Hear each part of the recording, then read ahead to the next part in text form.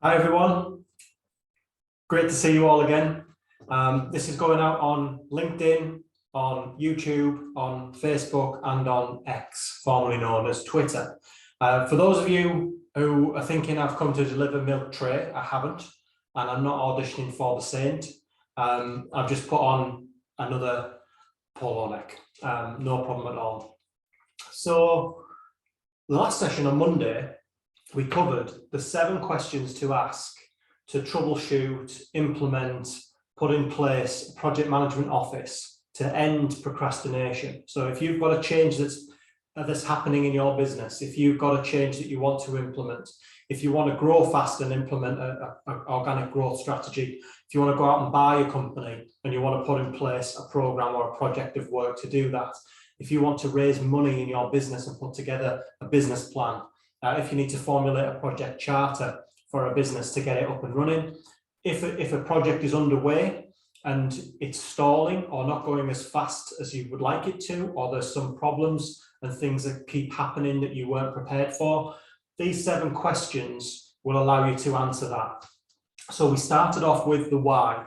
So having a smart, objective mission statement that positively influences and positively impacts your vision. And your vision is having definite purpose, plan for the future and clear values. Having a clear, smart mission statement as to what success will look like at the end of the project. And we'll come on to why that's so important in a second, because this session is all about being able to structure and put in place and embed governance structure for you to manage the project or have someone else manage the project for you moving forward. And also, if you stay till the end, there'll be a key bonus for you as well as to how to globalize best practice rapidly by adopting this framework. If you're watching on YouTube, then don't forget to subscribe and give us a quick like as well. You'll be able to watch all of these videos back either through the live stream or through the edits when I upload the videos afterwards.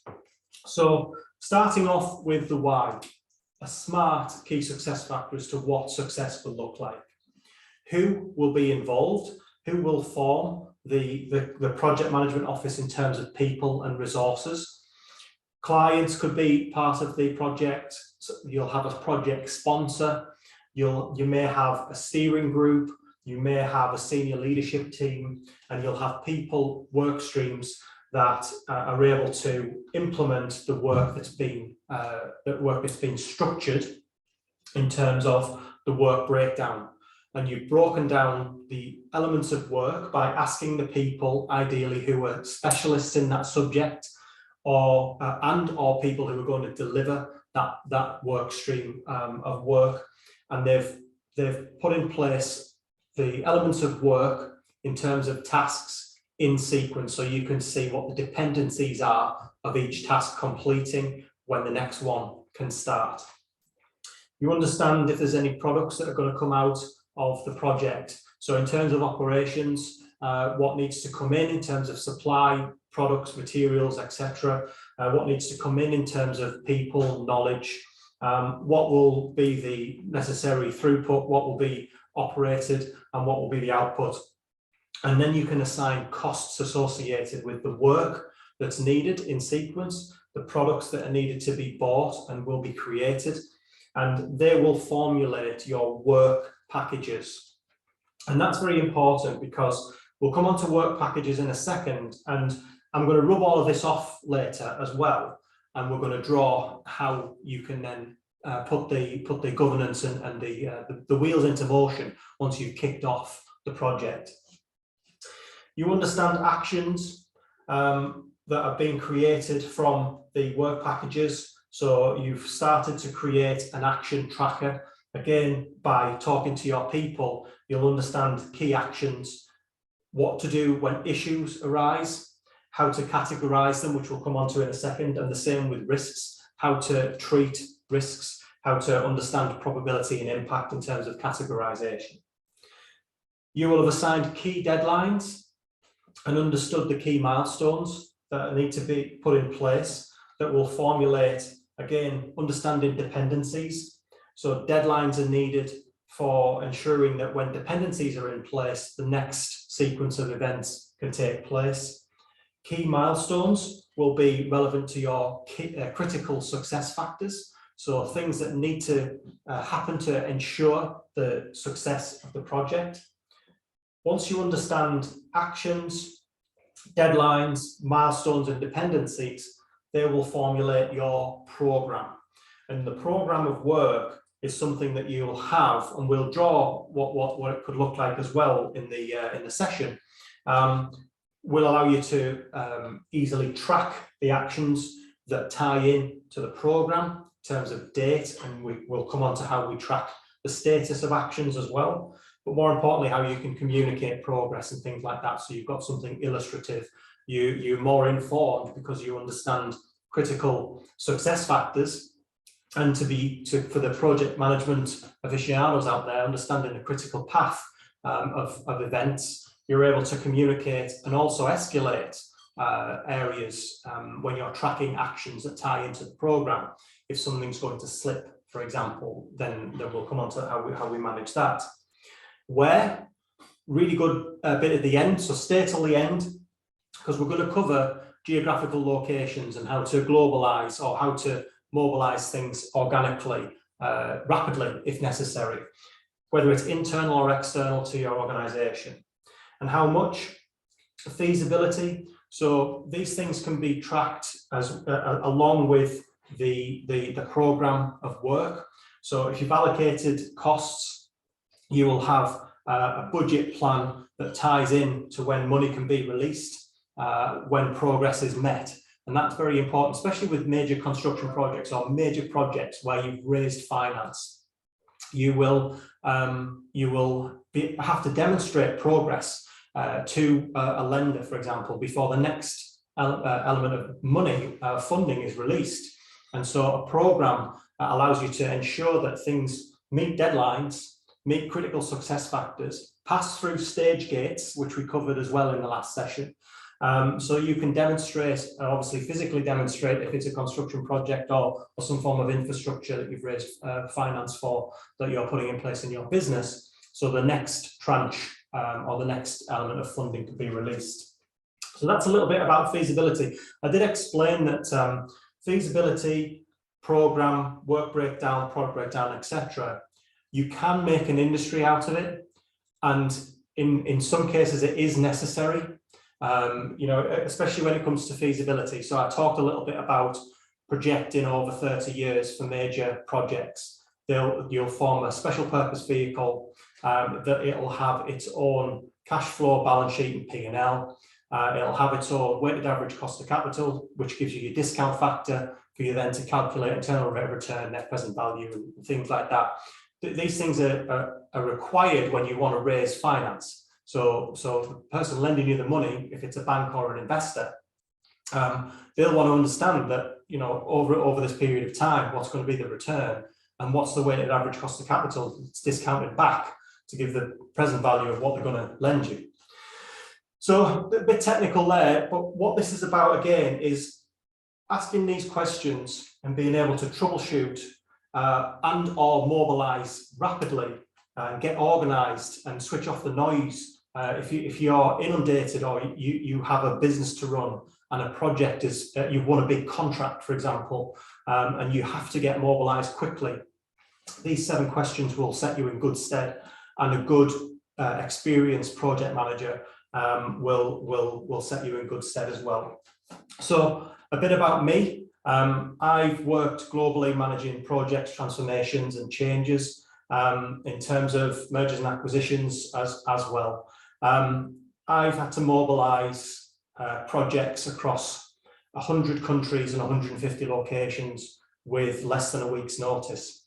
And I've had to put in place, adopting this framework, a program of work to be able to manage in sequence a very professional and very proficient project. And we actually got good feedback and actually won business from the client in consequence of that program. And I just adopted these things. So what I want to do is I'm going to use this side of the board. You'll see I've rewritten the questions down here: why, who, what, how, when, where, and how much, just for reference, because as you're creating this, you can always go back to them. These will get rubbed off in the end. But over on this side, what I want to elaborate a little bit more on are things like the work packages.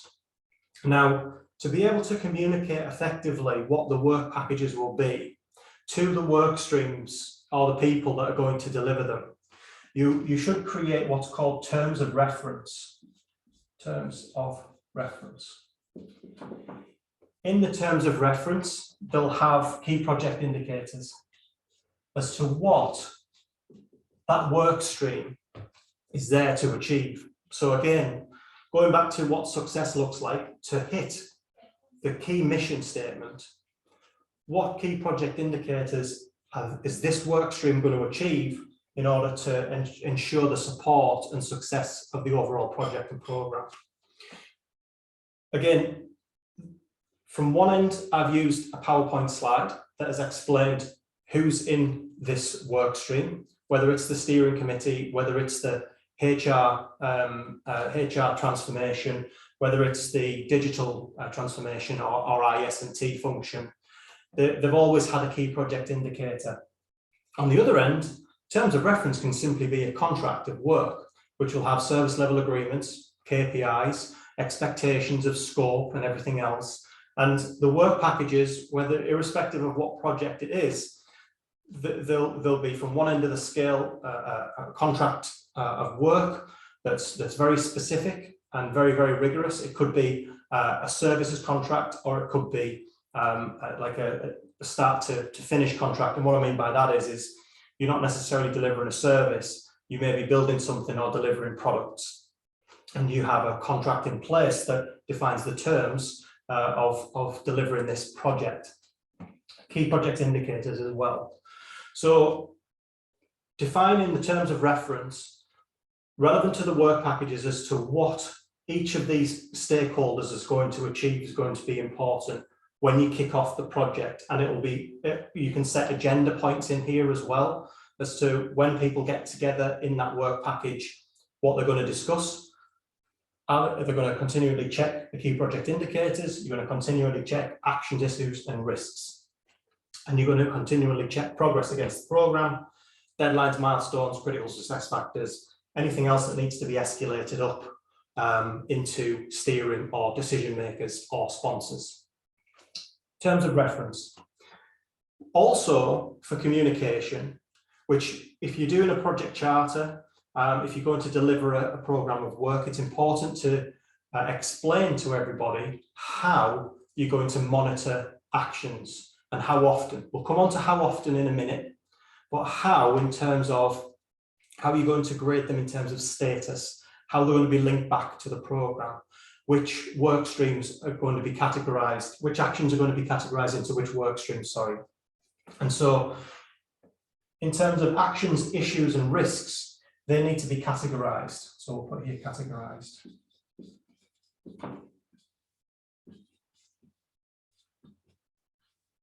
Okay. Actions, they'll be given a status to ensure you know when a project is going, when a task is going to start, how the progress is going, if the task is at risk of not meeting its deadline, and if the task is overdue in terms of timing. Now, we'll come on to categorization and tracking in a second, but the reason why I've structured that in such a way is because if a task is in progress, then it's not at risk of failure, and it's not at risk of being and it's not overdue. If it's in progress, you'll have a deadline and you'll have a person ideally assigned to the action that needs to be completed. If he, she, or they are absent, for example, and it's a critical success factor to meet a deadline or a milestone, then that is able to be categorized as at risk, which will inform your risk tracker. You can then assess it in terms of probability and impact. And should that risk become an issue, you then assess it in terms of impact. And then you need to grade your risks and issues as to how you will define probability and impact. Now, that's very important, because if you grade your impact to the project, and you'll need to define which grade, what each grade means. So in simplistic terms, grade 1 is low impact.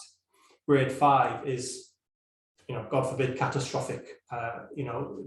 And again, if you're in manufacturing, or if you're in pharma, you're in asset intensive and high risk environments. And I mentioned this in the last session as well.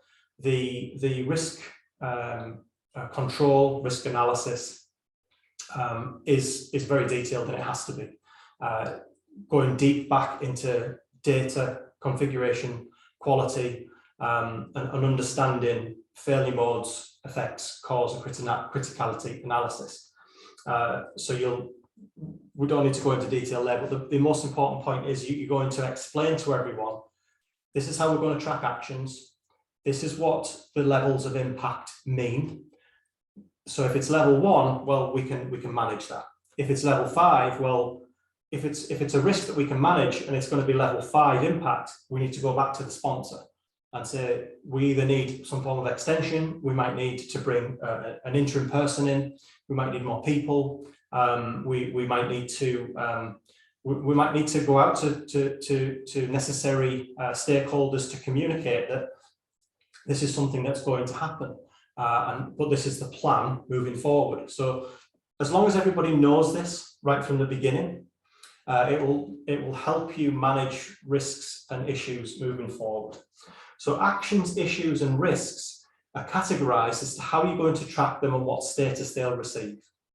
Issues and risks in terms of how you're going to grade impact for your issues, because an issue is something that happens that could be unforeseen, or it could be a risk that's materialized that has an impact to your critical success factors and or your key success factor.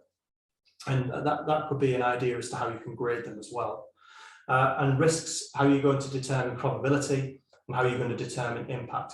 I have seen where impact is graded in different categories as well. So you could have systems people and operations, for example, business as usual. So if someone is going to be off, I don't want to pick on the HR business partner, but for the HR business partner who's managing a work stream, he or she or they might be planning on meeting a key deadline, key communication to the people for some form of people change, and they haven't been able to get it done for whatever reason. That can then be allocated as a risk. You can then assess the impact, which for me, if it's a people impact, then you can escalate it into your steering and into your sponsor, arrange for some form of mitigation treatment for that. If, for example, I've had to attend a workshop as part of a key project communication, and I got a puncture on the way there, that was an issue. Just to explain it further, I've also had it where people have needed to perform critical tasks, and for unforeseen circumstances in that environment, they haven't been able to complete them. So that's an issue. So once you explain to everyone the grading of impact and probability and impact for risk, everyone knows what happens, and it helps communicate the project. And then dependencies. Dependencies is a key one, and I'm going to rub this off in a second, but dependencies are when a task has to be completed before the next task can move forward. So if, for example, you're building a house, the bricks can't be built before the foundations and DPC is laid. Bricks can't be laid, sorry, before the foundations and DPC is laid. So the first course of brickwork has a dependency on foundations being laid and DPC. And the reason why I use that analogy is if you're requesting finance to fund construction projects, you have a key deadline as to when foundations and DPC is going to be laid. So you can demonstrate progress for you to receive the next series of funding to move the project on. And so that has a key dependency, a key milestone, critical success factor of the house being built indeed. So that's why dependencies are important. And we're going to come on to interdependencies also. So interdependencies are tasks in one work stream that have a dependency on another work stream before they can continue. And I'll use the analogy of HR and operations again. So HR need to communicate to the workforce on this date before the workforce can do X, Y, Z. A key communication needs to go out on to meet this milestone to let everyone know what's going to happen, and we'll come on to these comms in a second. These need to go out to meet this milestone, critical success factor, before people know that they're traveling to Denmark next week, for example. And so they have interdependencies from comms into HR, into operations, into systems, and things like that. All right, so let's start from. So if I was going in cold into an organisation, I would start with these 7 questions. We'll leave them there.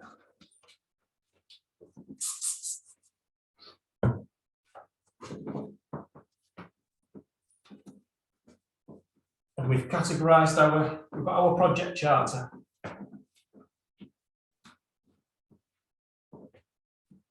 Okay. So we've got our key critical success factor. So we've got our key success factor mission. Okay. So we know what success looks like. What we need to do now is we need to devise the program of work, but then tie in how the project or program is going to be communicated and how you're going to monitor progress. So you have your mission statement. What should happen at the very beginning, and you'll need to define this as part of your program, is you'll have a pre-kickoff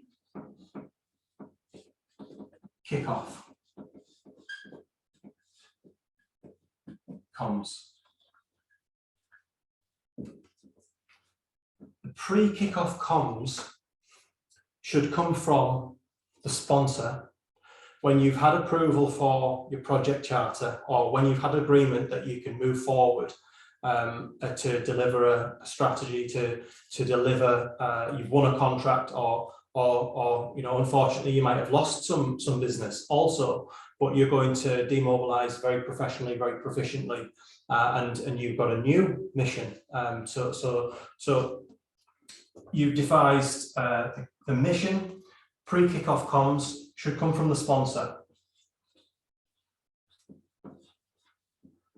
the key decision maker. The sponsor, again, through corporate communications or through the workforce, explaining this is our mission for this program. The sponsor ideally should announce also the project lead.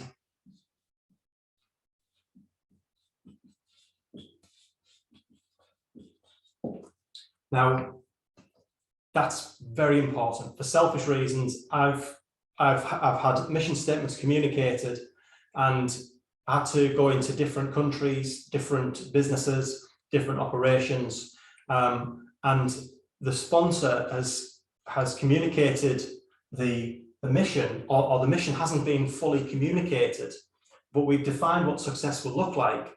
However, no one knows who you are when you want to go in and manage the program of work. So it's very important that in the pre-kickoff comms, the sponsor highlights what the key success factors are, and also who's going to lead this program of work and who will be involved also. So key players who will be involved, project leading key players.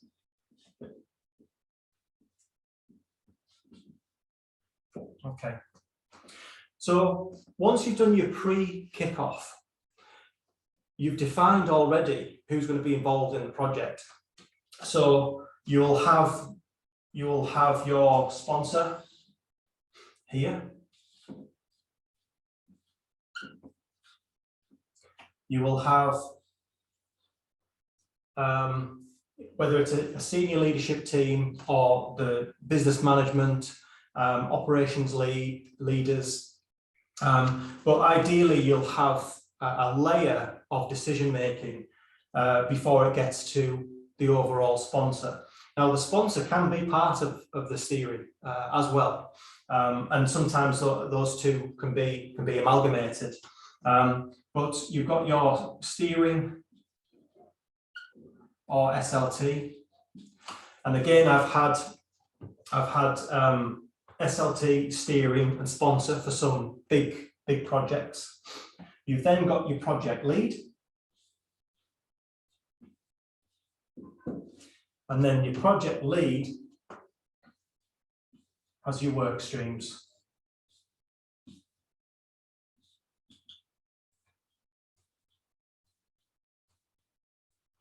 So when you're doing the communication of the pre-kickoff, all of these people need to know what the mission is and who's going to lead the program and who the key people are. And the reason for that is so that they know that, for me, if I'm going to be the project lead, for example, or if I was the sponsor, I'd want to make sure that the project lead is known if I'm invested in the project, because I know he, she, or they are going to need to talk to each of the work streams for the kickoff meetings. So after the pre-kickoff, this will be within your project charter. It won't be included in the comms, but this is just to illustrate to you how the communications and flow will go. So all of the work streams, so we'll just call these WSs. Then there's the kickoff.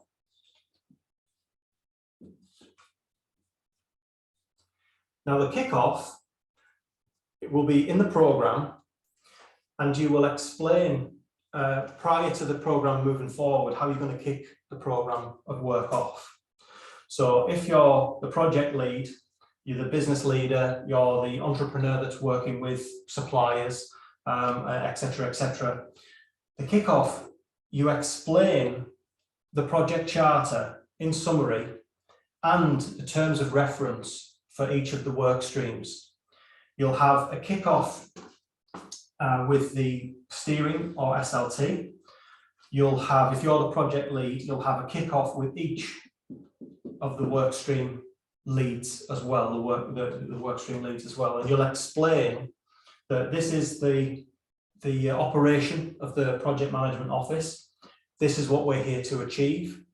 This is when we're going to meet, and I'll come on to frequency and things like that. This is how actions will be tracked. The actions will be linked back to the program. Here is the overall program. Any dependencies which you've already told me are going to be put in place. And if there's any amendments, in the kickoff is the best place to work with the people. And you might need subsequent meetings and one-to-ones with relevant subject matter experts if there's any differences with your version of their work, you know, and their version of what they need to do. Very important to get that nailed right from the beginning. And it all goes through communication and engagement. So, you know, people who are involved in the plan rarely want to change it. Yeah, people who plan the change don't want to change the plan, essentially. So you involve them right from the kickoff. These are the sequences of work. This is the program. These are the dependencies.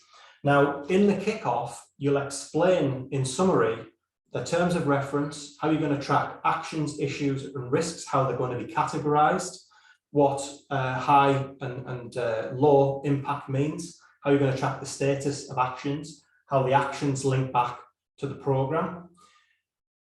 This point is when you ask where the interdependencies are. So work stream, work stream, work stream, work stream, work stream. You'll need to use a certain level of skill, but also bring the work stream subject matter experts or work stream leaders together to determine where the interdependencies are. So you need to do this piece of work before the next work stream can do their piece of work, and or these two pieces of work can run in parallel. And so you'll see that, so we could call this one a milestone, a milestone, a milestone in sequence. So you could have work stream 1, and this is your kickoff timeline. This could be week 1, week 2.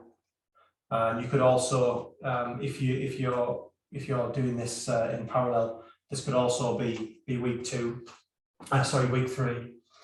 Just to show them in sequence. And then you've got work streams. So you could have work stream 1 that needs to perform this task here. We could have work stream 2 that needs to perform this task here. But then if, for example, these could be the foundation layers, again, going back to the house analogy, and these could be the brick layers. And then, of course, the interdependency is that needs to finish. We'll just call these units of time before this one can start. And that's an interdependency between the two work streams. Okay. So we've kicked off the project. We've spoken to all of the work stream leads as to how the project is going to move forward. Now you need to develop a key governance structure in terms of getting people together to continually track actions, issues, and risks in accordance with the program, your milestones, and your critical success factors. So all of these things that I'm talking to you about now will need to be communicated right from the beginning, so everyone knows and buys in and commits to being involved in the project and program moving forward. So, for example, the sponsor, he, she, or they might be a senior leader. If you flatten the hierarchy, it might just be a key decision maker, but they tend to be, if they're a sponsor, invested in the project, but not as heavily involved in the project as the project lead may be, who's leading the project. And so ideally for the sponsor and for the steering or senior leadership team or the layer above the project lead is to tap into existing meetings within the business. So if the team meets every week, then you can ask every second meeting, can we have a project update on the agenda? Why is that necessary? You know the meeting's going to take place, you know everyone's going to be there, you're not duplicating meetings. And if you're on the agenda, you get to meet these guys, on a call or face-to-face, and you get to report or ask them and hold people accountable. So let's say, for example, the sponsor wants to be kept informed monthly. The steering, you're going to meet fortnightly, which means at the beginning of the project, your work stream leads, you can meet weekly for a weekly update. And that will form what I call the governance drumbeat. So you can draw it out simply in a table.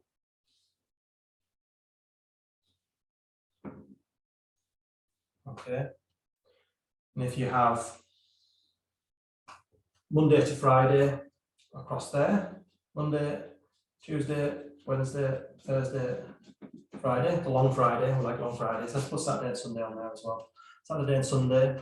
And then down here, you've got your time during the day. So we'll just draw a clock there.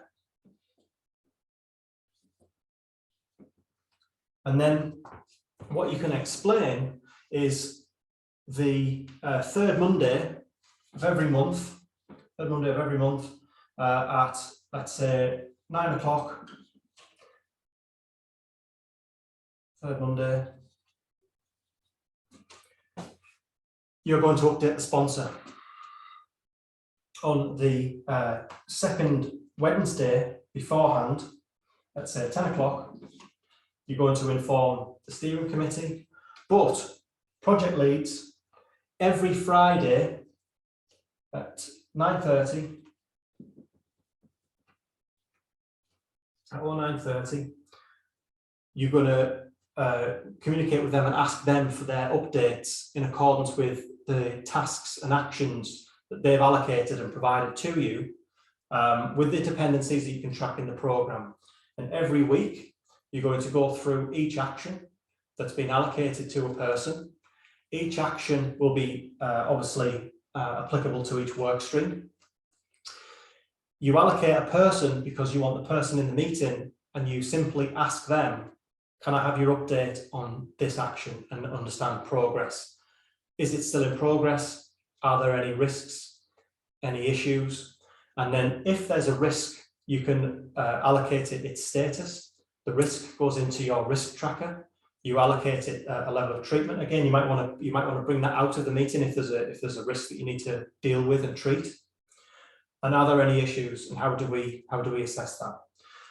This works in a sense that you're meeting every Friday. You have time from the Friday meetings for the week after to update steering on the Wednesday, which the Monday after the Wednesday meetings, you update the sponsor. And then this follows on, meaning once you've updated the sponsor, the next Wednesday, you're meeting with the steering committee, and then every Friday, you're back closing the feedback loop into your work streams. So a scenario would be, Mr. and Mrs. person in this work stream, can I have your update on this task, please? Is it in progress? Yes, fantastic. Mr. and Mrs. person, you've allocated George for this task. George, nice to meet you. Can I have your update on this task, please? It's important to have the people who've been allocated actions to be there to provide an update. Is it at risk? Well, actually, we've encountered some issues that we think is going to take a little bit longer. So that can then be put at risk, allocate it to the risk tracker, highlight it in the program and assess the interdependencies to understand if it's going to have a knock-on effect to meeting key milestones, i.e. critical success factors, i.e. critical path. Then you can then update the steering committee to say, this is a risk that we've had, and this is how we're going to treat it. It doesn't have an impact to critical path, critical milestones, or if it does, then we need to update the sponsor before the next meeting or at the next meeting, depending on the impact, to get a decision as to whether we can have an extension, and so on and so on. So once you've established all of this, and forgive me for going for backtracking to going back to the pre-kickoff, is because you will have put all of this into place as part of your project charter, as part of your business case or project initiation document, or ideally you've sat down and worked this out as some form of due diligence before expanding offices or moving into another country or mobilizing something rapidly across the world. You'll have put in place your program. You will know that it's not perfect now, but once it's kicked off, I'm going to talk to all of the workstream leads to refine this program, and I'm going to meet with the workstream leads every week to track the actions, issues and risks. From every weekly meeting that rolls into a fortnightly meeting, I'm going to update the steering committee, and then every month I'm going to update the sponsor. As long as you've prepared and you've done all of this, you've asked all of the 7 questions, you can put it all into your project charter, because you know that after pre-kickoff, you're going to need to communicate all of this to the rest of the project management office.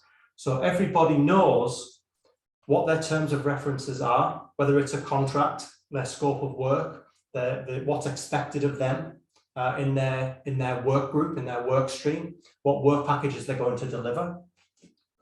You're going to explain how to track actions, and they're going to be tracked every week, and they're going to be aligned to the program.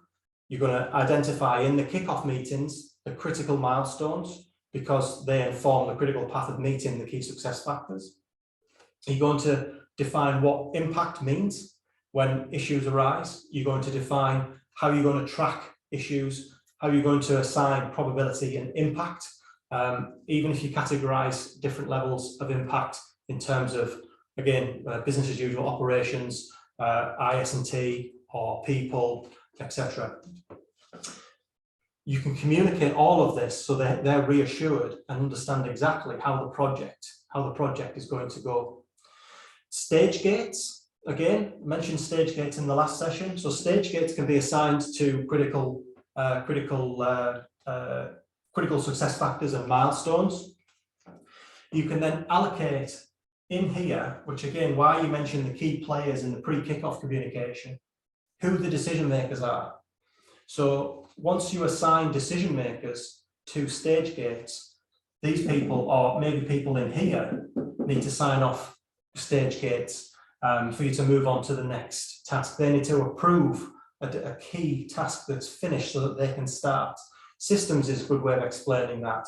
So once you've designed the system, the solution architects will have designed it, then it goes into user acceptance testing.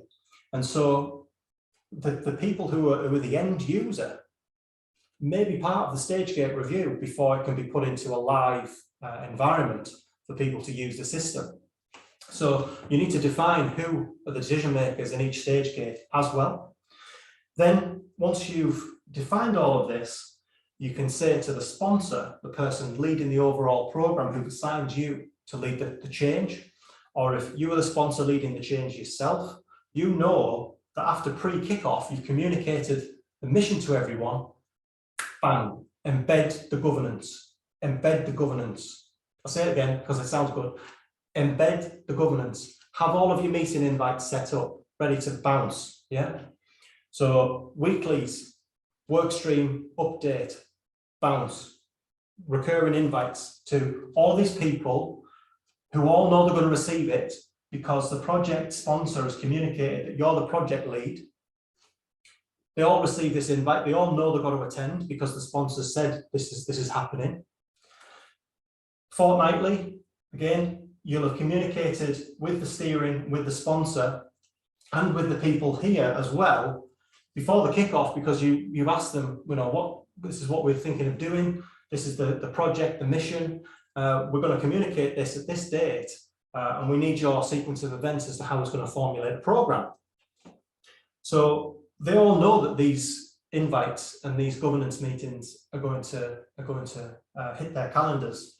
And then once that's all in place, you have your standard templates, track actions, issues, and risks. Ideally, you can do it in a spreadsheet, Google Sheets, Smartsheet, Project. I've used Clarizen. There's lots of things out there. The main thing with any project is that the comms and the governance is accessible. So I've managed global projects with Smartsheet. I've managed global change using Microsoft Project. I've had to use Microsoft Project to what it's designed for, with work breakdown, dependencies, full planning, critical path, the whole lot. Because it depends on what the culture is like in the business that's changing, or the operation that's changing, and how accessible the communication and governance is. So I did promise that we would cover how to globalize things rapidly. So we've got the 44-minute mark, but I'll just spend a bit more time explaining how this can actually be a global project. So this structure, once you've got it in place, the project lead, let's use me as an example. So a global transformation, because I mentioned that the words that can sometimes blur the vision when it comes to projects. There's global, billions, millions, thousands, Okay. If you are a solopreneur with an awesome product that you want funding for, you may form the steering committee. You may appoint or you may be the project lead. You may have a sponsor in its literal sense, so someone who is funding you. You may have a client who's also the sponsor. You may be the sponsor yourself, but you might have some form of external party that you need to, if you need funding, then someone who needs to make key decisions as part of the project and needs to be involved. If you're a global CEO or a global account director, or if you're Elon Musk, you will sponsor a project. You'll put in place a steering committee or a leadership team. Those people may work with a project lead, or they'll assign a project lead to work with the work streams and the work stream leads. Now, the reason why these don't matter is because once this has been kicked off in terms of the pre-kickoff comms, let's say these work streams to meet one aim, they could be all over the world, right? They're all in one place on Zoom or Teams or whatever system you use. They could be multiple projects of the same nature in multiple countries, which I've done in the past. So me as the project lead, the only thing that separates the workstream leads is the country. So for example, I'm the project lead. I need to deliver a key mission. The same mission needs to be delivered in Germany, in Latin America, in Australia, in Houston, in Canada. We're delivering the same mission, but I'll be working with different workstream leads in different countries who will receive the same comms from the sponsor to say, I'm leading this change and transformation, and I'll be communicating with them every week. So going back to this here, I've personally worked from midnight with China, right through for early morning with Australia, up into the late afternoon, going across the way with America and LATAM and Canada. So the steering committee could be global as well. So you could have a Latin America CEO, you could have an Asia Pacific CEO, you could have the HR business partner leading global change based in Australia. But he, she, or they will have their counterparts based in the relevant countries to deliver the relevant change in the countries to deliver the same mission. How does it work? You've done your project charter. You've got approval from the sponsor, the key decision makers in the steering committee. You've been assigned the project lead role to mobilize a global account to deliver, to take best practice in one country and deliver it in another. You go to the decision maker in the country. If you're a matrix organization, or not, you ask the decision maker in the country and you ask for nominations. So this is the key mission. As per the sponsor, who are your workstream leads that can deliver this piece of work? Once you have those workstream leads, once you have those nominations, you've then got an introduction and a referral as to who you can communicate with. These people don't need to be in your organization. So you can work with your internal and external network to say, who are your connections in Chile? Who are your connections in Toronto?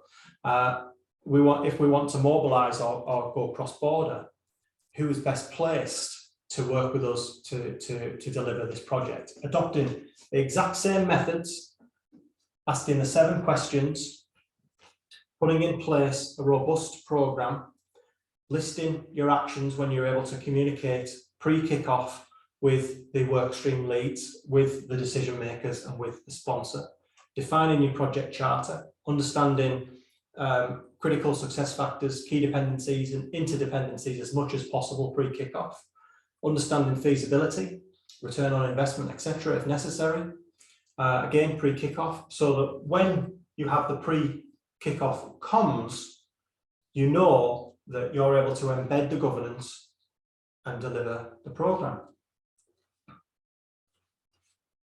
There we go. So that should be pretty well aligned to the majority of project management methodologies and associations as well. APM, PRINCE2, MSP, PMI, the lot. And so that's how I would approach called a project: key initiative, mobilize best practice, demobilize some form of service offering. These 7 questions. Leverage as much as you can the workstream leads pre-kickoff.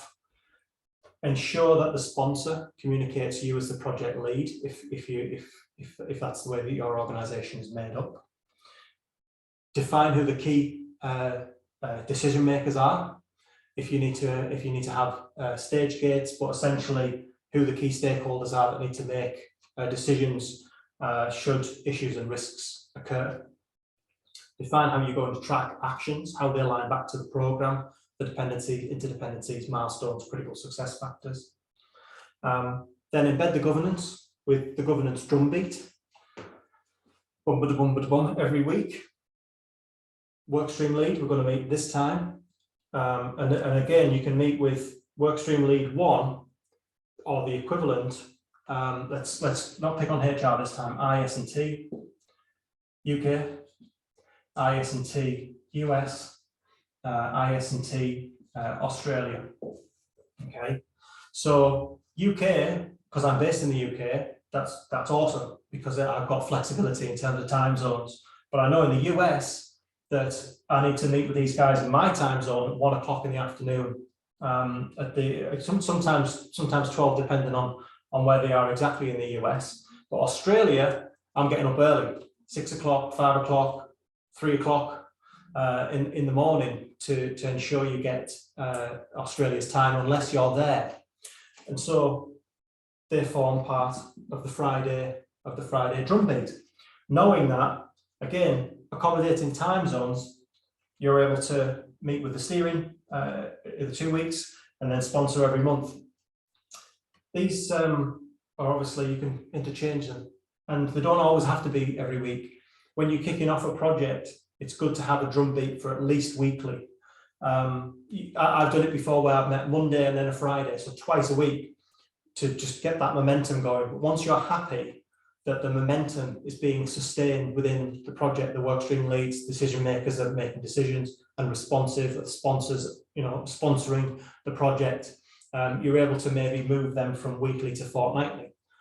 You'll update the steering committee after the fortnightly workstream lead meeting, and then the sponsor you can keep as monthly. And then over the top of this, if you have a group organization, if you're a global matrix organization, this may need to then go into an overarching group investment committee, group steering committee, etc.